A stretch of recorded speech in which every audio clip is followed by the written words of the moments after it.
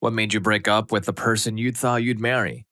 Both of us had drinking problems. I met him at age 22. He was 26. Love at first sight. It was immediately understood without even speaking of it that we were just going to be together now, and that was that for 2.5 years. I have still never met someone I have loved entirely as much as I loved him. And when I broke things off with him, I honestly think a piece of my soul was lost, because I have truly never been the same since. My mom and dad both had the same problem, and it messed up my childhood. I had it myself and didn't understand it yet. My drinking increased when we began dating because it seemed so normal to indulge more with him. The more I drank, the more neurotic and needy I became. The more he drank, the more he just faded away from the world.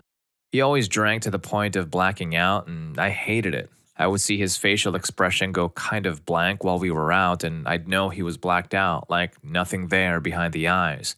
And I'd wonder where the guy I loved was. I'd tell him we needed to go home, and he'd brush it off and refuse. He had to close the bar down no matter what. He'd always get so hammered. Seeing the man I really loved intoxicated would always trigger this really lonely and dark sadness inside of me. I felt invisible, like I did to my parents my whole childhood. And he drank every day. He never slept at night so much as he actually just kind of passed out. I always felt like I was sleeping next to a ghost when he was passed out from drinking. I felt like I was dating him, the perfect person, and then also his twin who had nothing to give and no life inside of him. It was just a shell of him. It broke my heart constantly.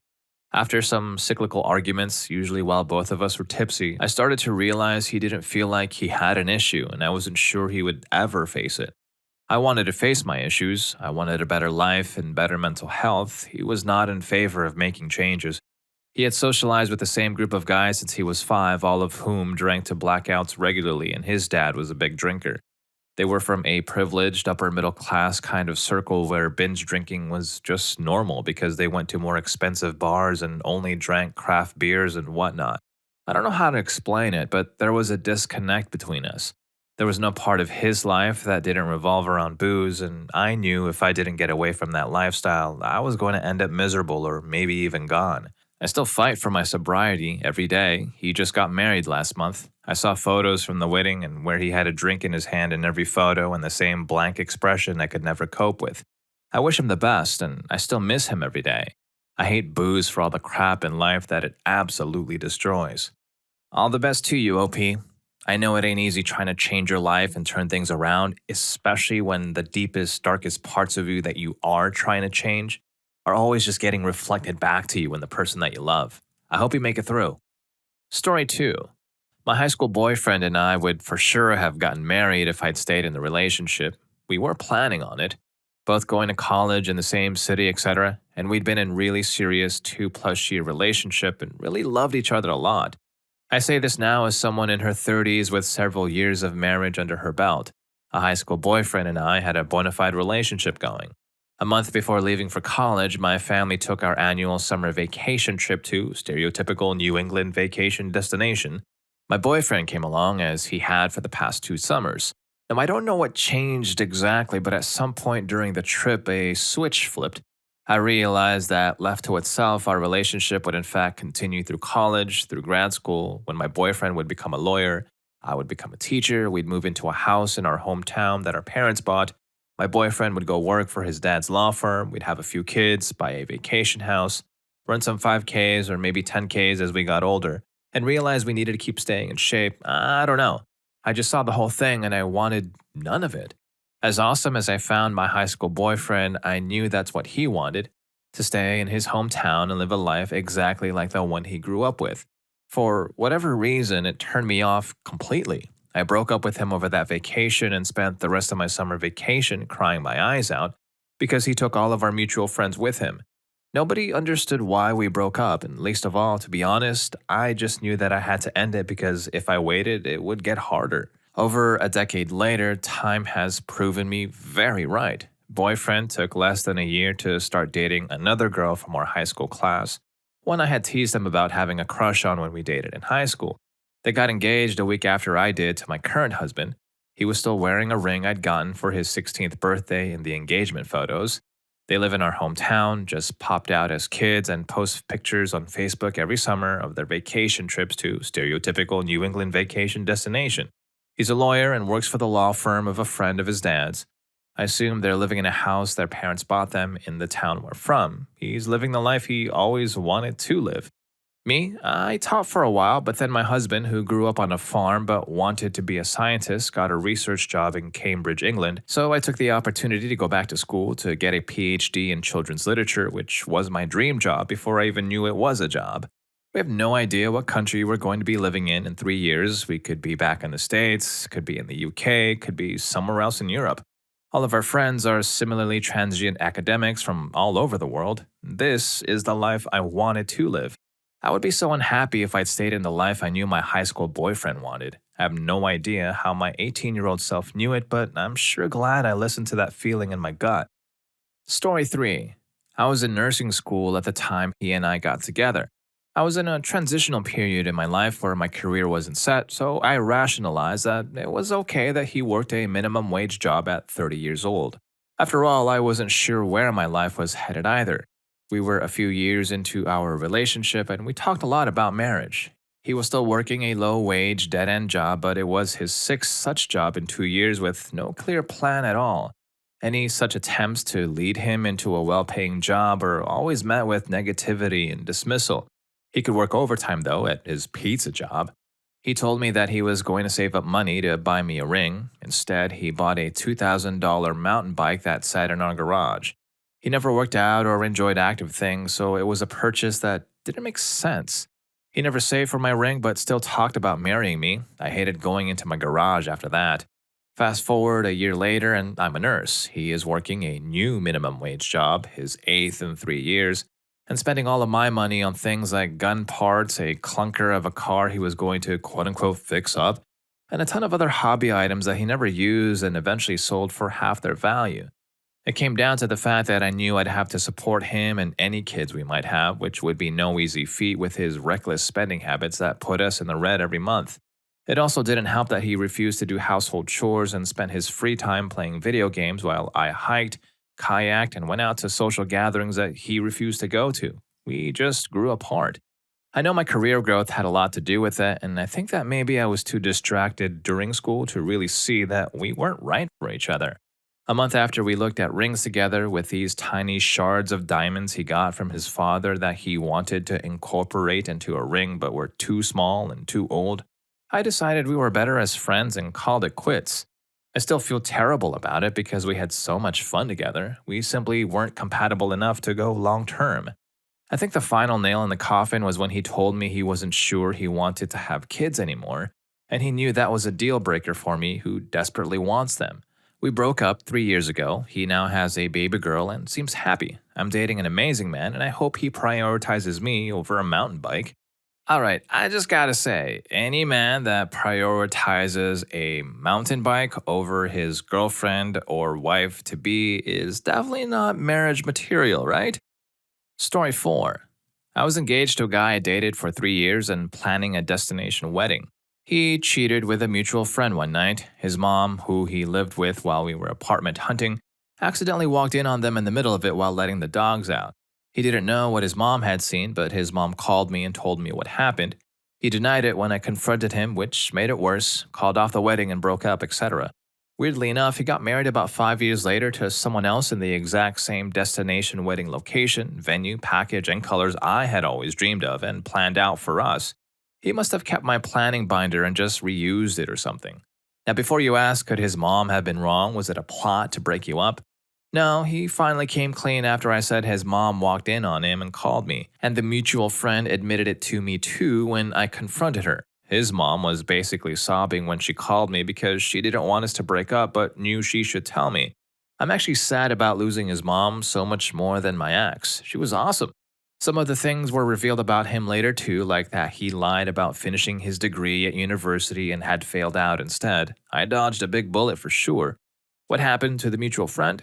Well, she and I definitely stopped being friends. She wasn't even apologetic when I confronted her. She had also been in a relationship that she broke off. They ended up dating for a while after that, which was a bit of a mess because my ex and I ran a large, well-known community together. The rumors of what happened got out, but I attempted to be civil about it for the sake of the community.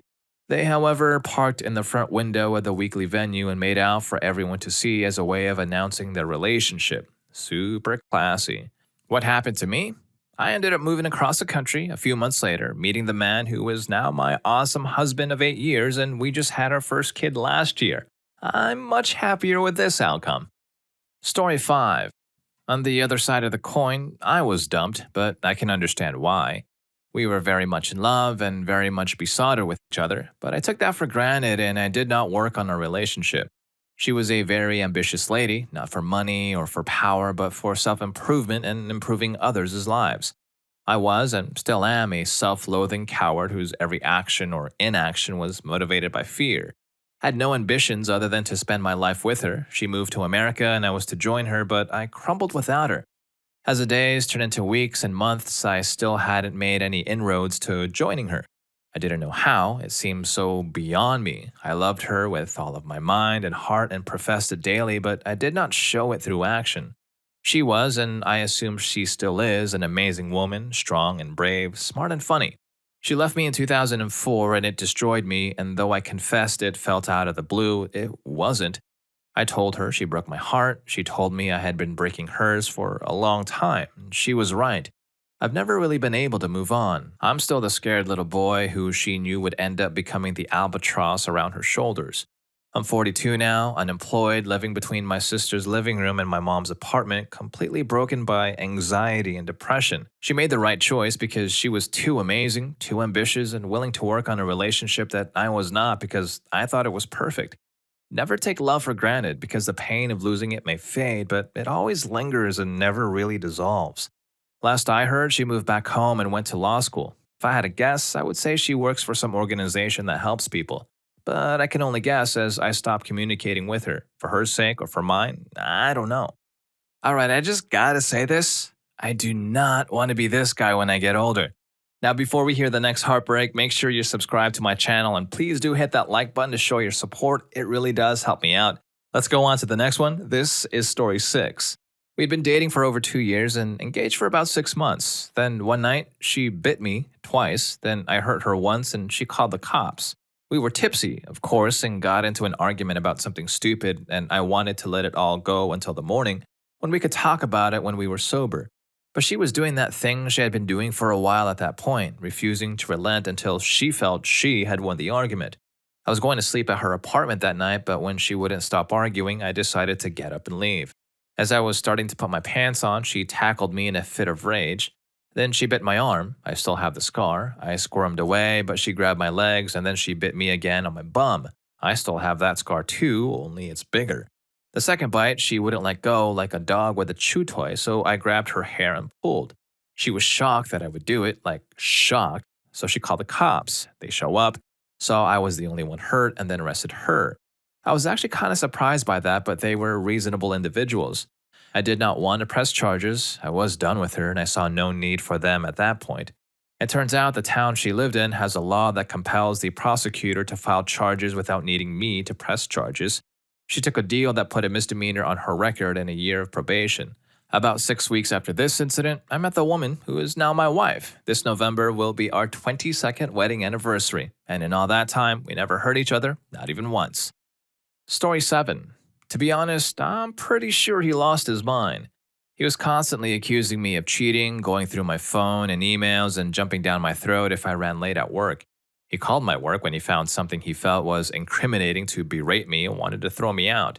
He took texts and emails he found between me and another guy whom I was dating during a 9-month period where we'd broken up, and used that to berate me and call me a witch even though we were broken up because, quote, we still meant something to each other and I shouldn't have done it, unquote. He was so cruel. He'd put me down and make me cry, then mock me for it. Anytime I tried to defend myself, he'd tell me he was the only thing standing between me and standing in line at the Salvation Army and to be careful how I spoke to him. I was on my knees at one point, begging and crying for him not to leave me. I loved that man like a senseless fool. Everything kind of blew up when I went to the beach for a day with a friend, and he basically accused me of dirtying my way up and down the coast. It was the proverbial straw that broke the camel's back. I just couldn't do it anymore. I had reached the event horizon for my tolerance of emotional manipulation, and a huge argument ensued, and so we broke up. I got home and he'd already packed my stuff, so I left right then. I was homeless for a bit, but I had my dignity and self respect back at least. Story 8. Blackout drinking and raging, hangovers, fights, walking on eggshells all the time, lack of emotional and financial security, immaturity.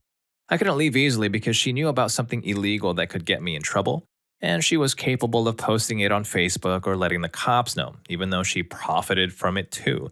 Our relationship started to die off in the bedroom, and she started to lock her phone and message late at night with smiles that I never got anymore. After a long trip alone to her hometown to see her parents and friends, alone by herself, we were drinking late with other friends, and afterwards she broke down and confessed that she slept with someone.